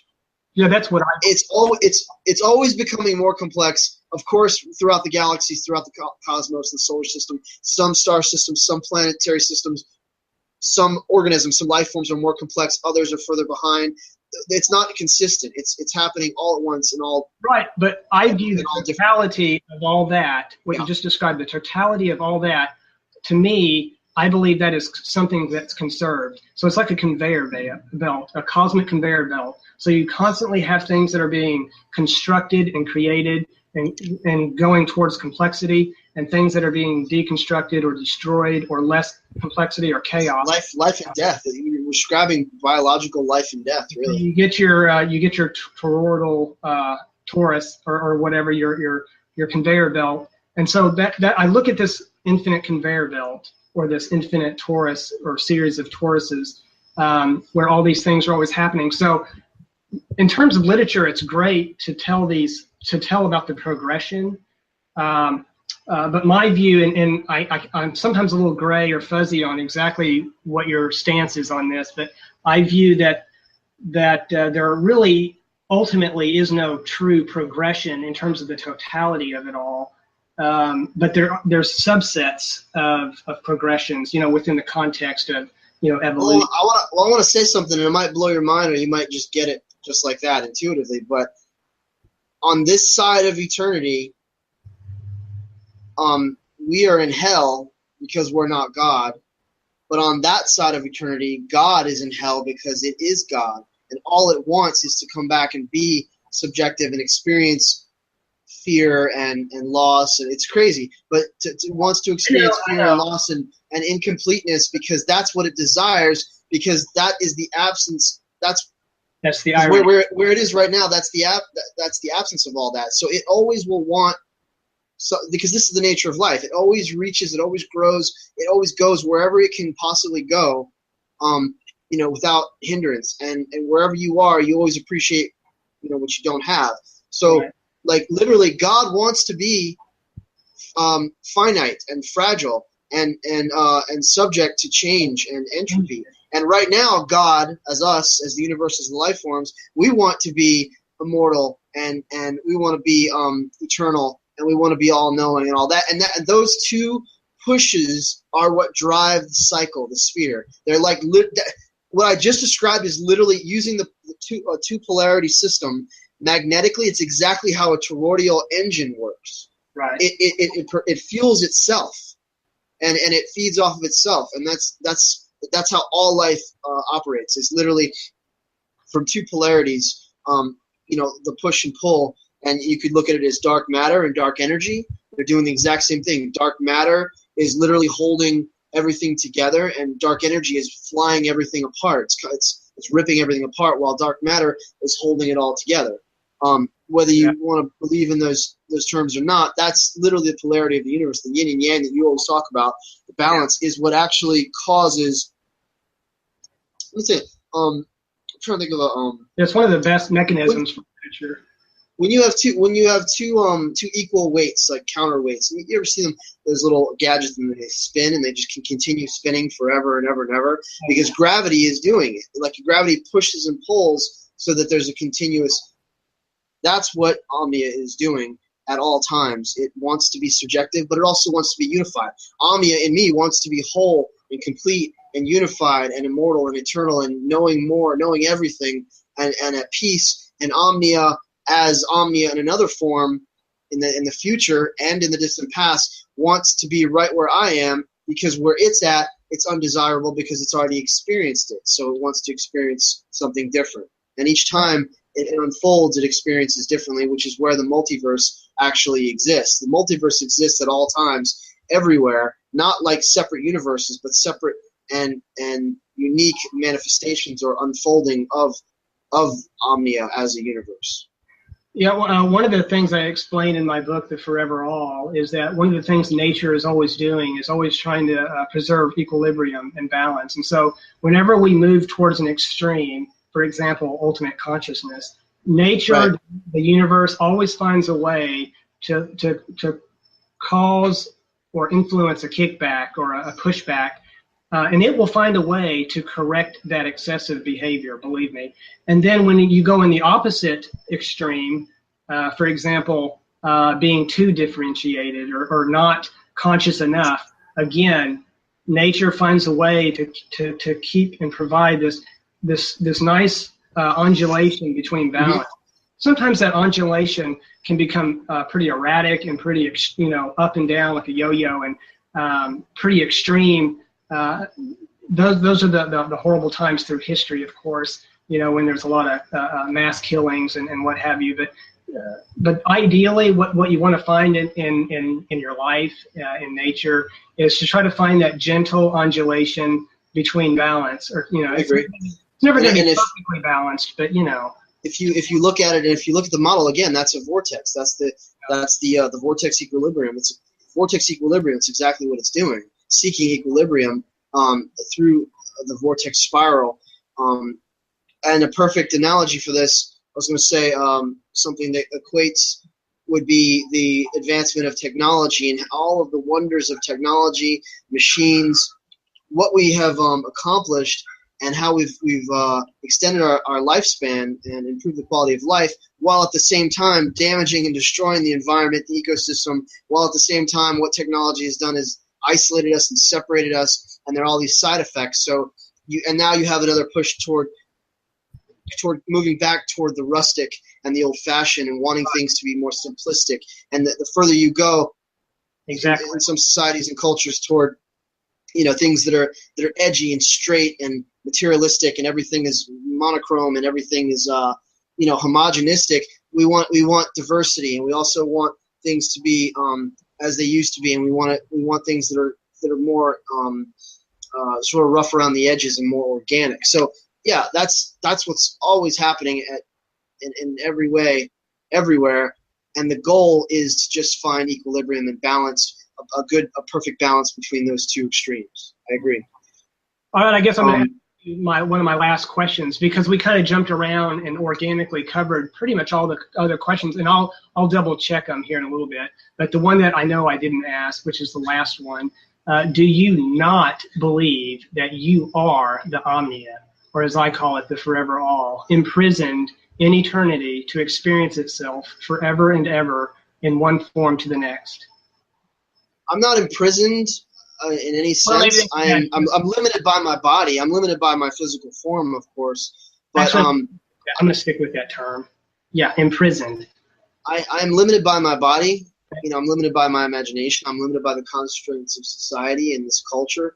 But imprisoned in eternity to experience itself forever and ever in one form. Do you not? Let's just stick with the first part first. Do you not believe that you are the Omnia? I am the Omnia, specifically the ethical mind of Omnia when it comes to how we treat other life forms and other organisms. My benevolent, altruistic inclinations come from the developing emergent mind of Omnia.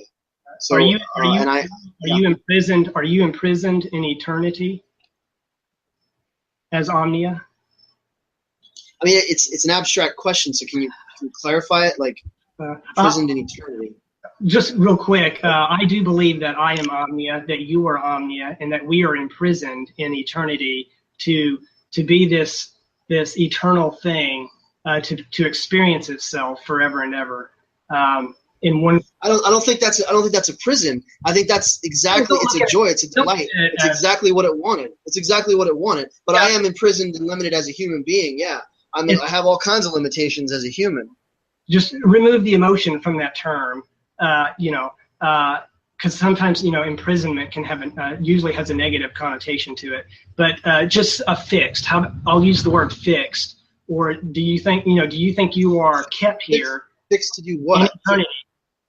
In eternity? Do you believe that you are trapped? Just kidding. Do you believe that you are kept here in eternity to experience itself? Do you believe that you are? I know you keep saying it, but I'm trying to comprehend it. Like I am a manifestation of nature, of Omnia. I am the eyes and ears. I always say the heart of God. The eyes and ears of the cosmos, the hands and feet of God. That's what I am. I don't like this particular form. I would rather be just a pure infinite mind. See, I'm pushing to get back to what was before the Big Bang, and there are other parts that have brought me to this level. There are other parts of God, of Omnia, of nature, that wanted this experience to learn, to grow, to experience specifically, even the pain, even the separation, the isolation. It's kind of like the oversimplified notion within New Age circles that, oh, you chose to come here, you chose to incarnate because you needed to learn something and do some work on your soul, your spirit needed it needed this experience. So if you're born into this horrible situation and you're getting raped and you're a slave or you're being abused, well, that somehow you chose for that. No, I don't buy that bullshit. I don't believe that. Like, literally, the universe chose all of this. It wanted all of this, but it has no control over all the individual experiences and stuff like that. It gains its control as it learns, like through human beings, for example. On this one planet, we learn that killing and murder and lying and stealing and rape and all these terrible things that we do to each other, we do to other animals, is wrong. So we move away from that. So that's our power, is as we learn, our behavior changes and our character develops. So the character of nature is developing through conscious sentient organisms like us. But we are trapped in that sense that we're not all knowing, we're not all seeing, we're not all powerful. But trapped in order to experience itself. I mean, experience is the goal, yeah. And I was referring to, like, I know you would rather have, or that you might rather have a different subjective point of view as Omnia, like, because you're Papho, you're Omnia through Papho. Your Papho is a representative, a human representative of Omnia. But you do see yourself to be Omnia, right? As much as I see myself as a part of nature, yeah. But not just a part of it. You are that. You are all of nature. You are Omnia, and all of nature. All of nature is within me, and I am within all of nature. Yeah. Okay. Especially Papho. Papho is. Yeah. And do you see yourself as a part of? Do you see yourself as Omnia, and that you're going to continue to be Omnia for eternity? Everything that exists will always be Omnia, because Omnia is everything that exists, because Omnia means all, everything. So everything that exists will always be Omnia. Omnia will take on different forms and shape and different coherent forms. Right. But it will never cease to be what it is. It will always be in some way, shape, or form, a manifestation of itself, of its own divine potential. And do you view yourself to be the totality of that? In totality, I mean, I am 100% a human being. There's one classification of primate, of mammal, of carbon-based life form. But I'm not just referring to the human. I don't see myself really as a totality of anything except frustration. Do you believe that it's all? Huh? Well, do you believe that it's all? Do you believe that it's all one concert that's connected, and that you are that concert? You are that. Your perceiving mind is the summation of all things.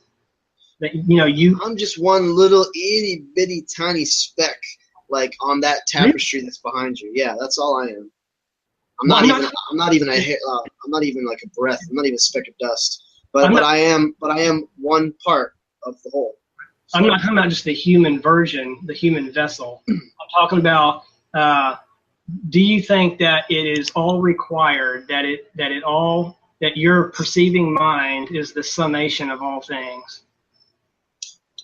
My perceiving mind is limited. My perceiving mind is limited by my senses, my experiences, my environment, my memories, my genetics, all that stuff. So it's not the summation of it. It's the summation of all those things I just mentioned, but it's not the summation of all. It's not. It's in no way the summation of all things. No. I Right. mean, with the internet, we're getting close to pretty much knowing everything now. Hold on now.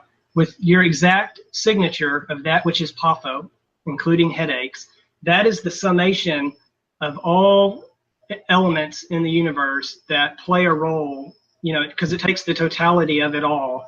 That whole song, that whole concert facilitates Papho and his headaches, in that moment in time. Those are your roots. That's what came. No, I agree. I mean, I'm nodding my head because everything you're saying resonates. Mm-hmm. And that, so when Papho's eyes open, the perception that Papho has, the perceiving entity or passenger that you are, that you're within this soup of substance. All these little atoms. I mean, we think of them in one sense as little particles that aren't touching, but in another sense, they're all just waves of energy. Matter flows from place to place and momentarily comes together to become you. So where there's this whole ocean of energy that comes together and creates those Papho eyes that open up and those thoughts that Papho has and those headaches at certain moments in time. And it's because of all that's what it requires in order to create, headache-rated Papho, whenever that happens. It took all that exactly as it was, exactly the nature of that, the exact performance of that, the way it was doing it. If you wish to make an apple pie from scratch, you must first invent the universe. That's exactly right. Where'd you hear that? Carl Sagan, man. He's my hero. Essentially, that no one can make an apple pie 100% absolutely, literally from scratch. We can only use the pre-existing ingredients that are already there, that were already present at the Big Bang. I described a similar, tool, imaginary tool, in my book. I can't remember it for word, but basically, in order to have a goldfish, a pet goldfish, you got to have water. And in order to do that, you got to have a container. And then you got to put the container on something. And then you got to have an atmosphere for so it just goes on and on and on. And you have this infinite requirement, this. What you're actually describing right now is the interconnectedness of all things, entanglement in quantum mechanics, and the interconnectedness that literally you are not an isolated entity. You are a summation of all things. Exactly. Your body is made up of trillions of different cells, all working in concert and cohesion with one another to formulate and to become the Gaius, the man that you are. Like you're not separate from anything. Like literally, the oxygen that you're breathing in right now, through your veins, all of it, man, is like, there is nothing in this life that does not lean on or touch up against or is directly influenced by something else. Right. And so where do you begin? Where does the universe end and you begin? And there really is no distinction. I mean, for this subjective experience to take place and occur, there has to be subjective forms and contrast and polarity and all these things. But like, there's got to be a dichotomy there, differentiated, systems and forms. But honestly, in order for all of it to take place and happen, it takes the whole package. Yeah, it's all part of everything else. I try to explain that. I try to explain that to people, and I can't. That's a fundamental tenet of pantheism, is the interconnectedness, the interdependency of all things. Yeah, but some people fail to understand that it requires the whole package, and I mean all of it, exactly as it is, in order for any one thing to exist, even the smallest speck, for that to exist the way it does.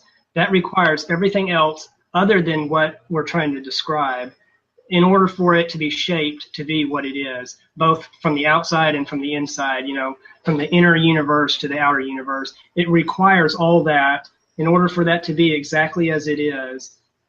So it's an inseparable part. So yes, in one sense, we're subjective beings, and I get that, we're one leaf upon the tree. But in another really more accurate sense, we are the infinite cosmic tree. You are not a drop in the ocean. You are the entire ocean in a drop. Yeah, I've heard that one too before. Alan Watts.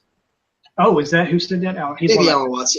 He said the wave metaphor as well. Oh, that's what it was. Yeah. The wave in the ocean. I may have gotten that mixed up. But the other quote is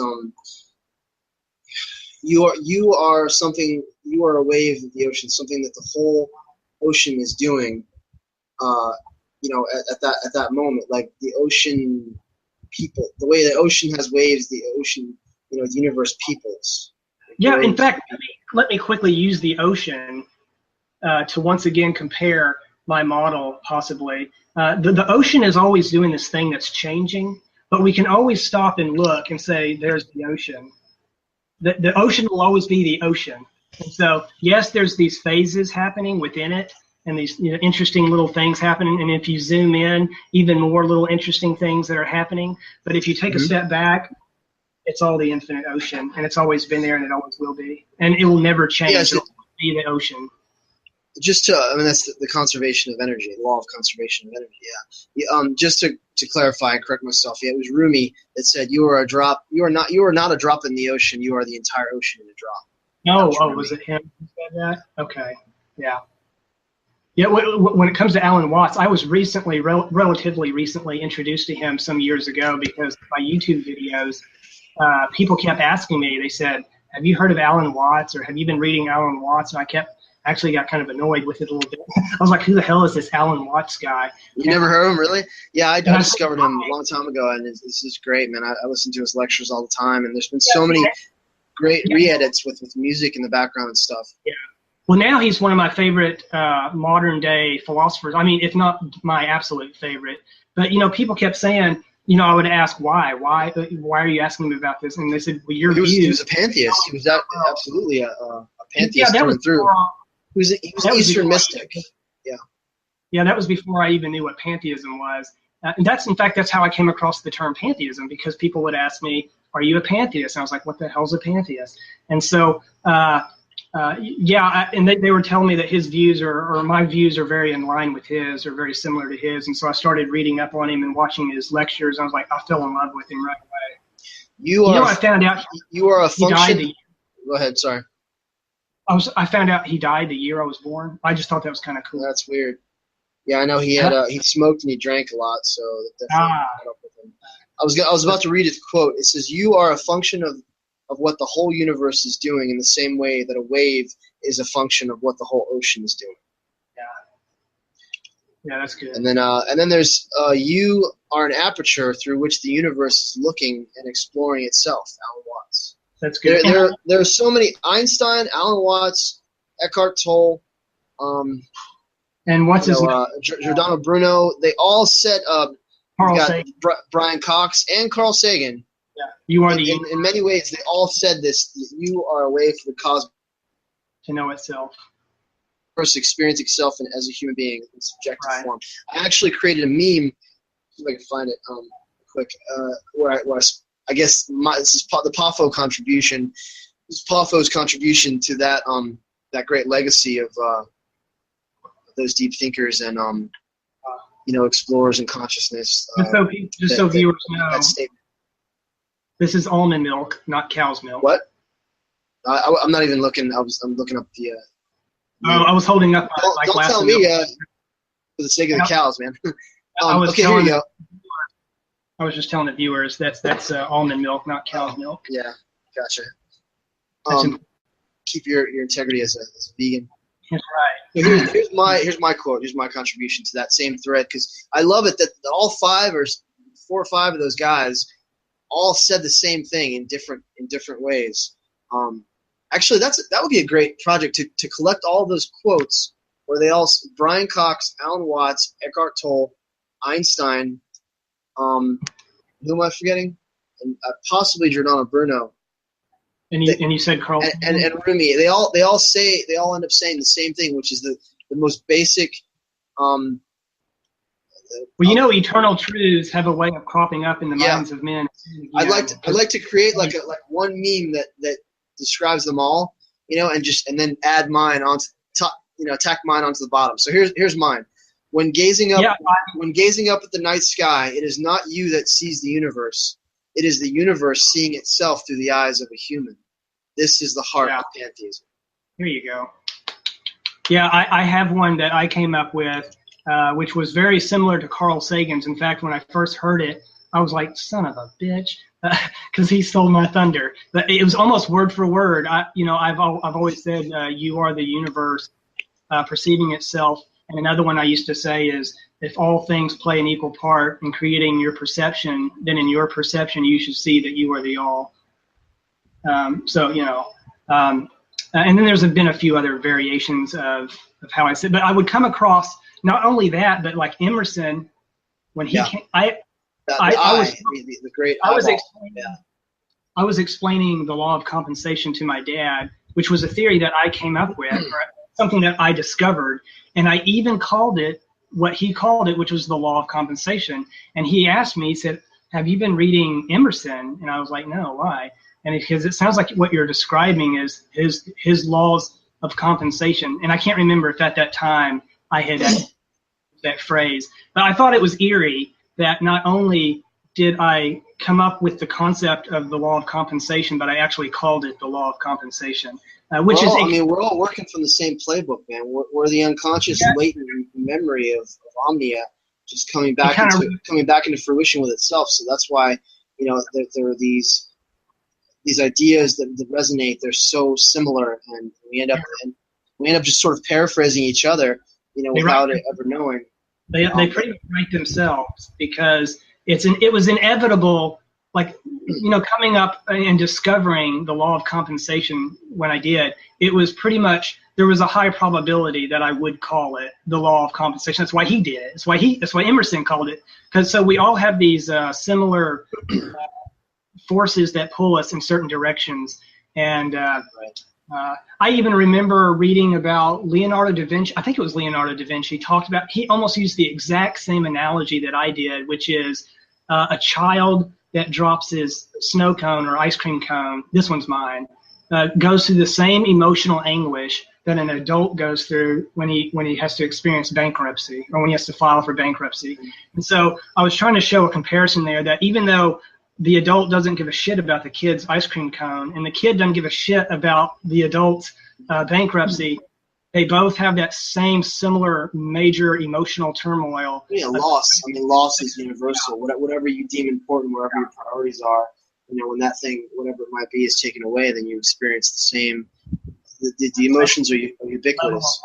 And Leonardo da Vinci used I think it was him that used the exact same analogy of a kid dropping some kind of food item. I was like, whoa, that just blew my mind. I gotta throw this in there before you move on to something else, because it's too perfect. I screamed at God for the starving child until I saw the starving child was God screaming at me. Huh. Who said that?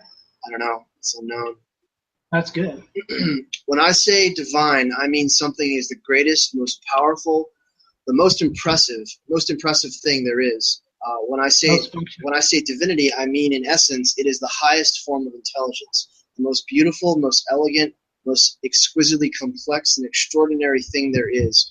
By all accounts, aesthetically, observably, and tangibly, the only thing that meets this criteria is nature. That's yours, isn't it? Yep. Yeah, because I remember you reading it from you had posted it on Facebook, I think,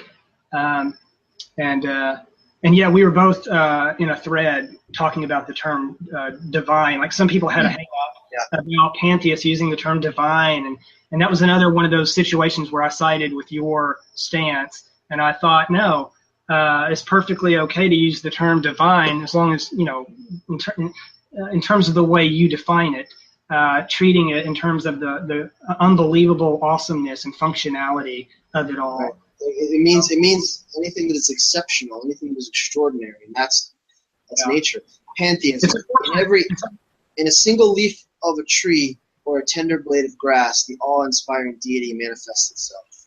Yes, even within a single atom. The whole story is within that little speck, within that little pollen. Nature holds the key to our aesthetic, intellectual, cognitive, and even spiritual satisfaction. Pantheism. Pantheism literally means all is God, or everything is God.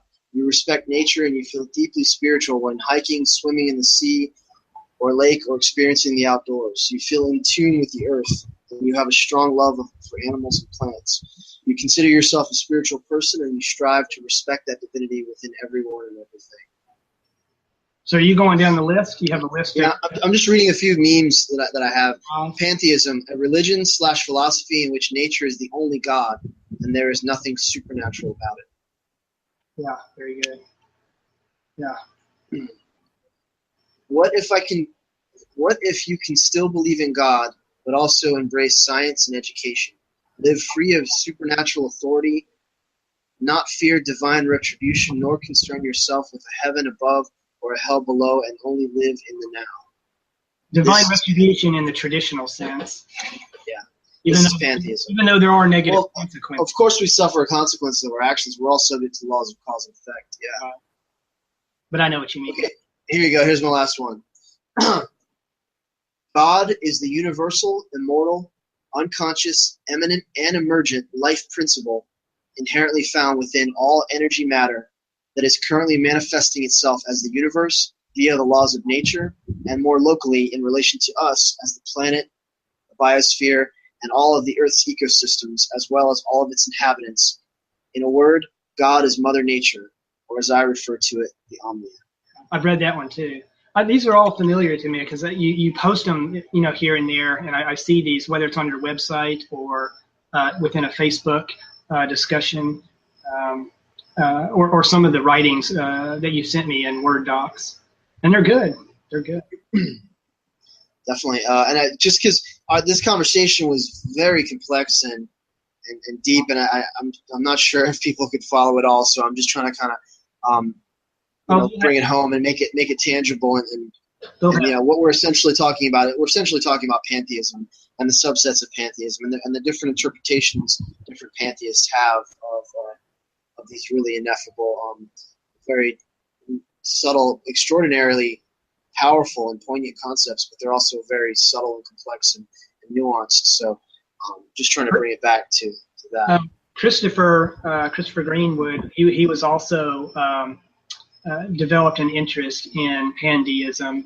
I don't know that he absolutely considers himself to be a pandeist. In fact, I think he made it a point to say that he's not concretely declaring himself a pandeist, and that he still thinks of himself as a pantheist, but he was just interested in a lot of it and has been reading up on it, I guess.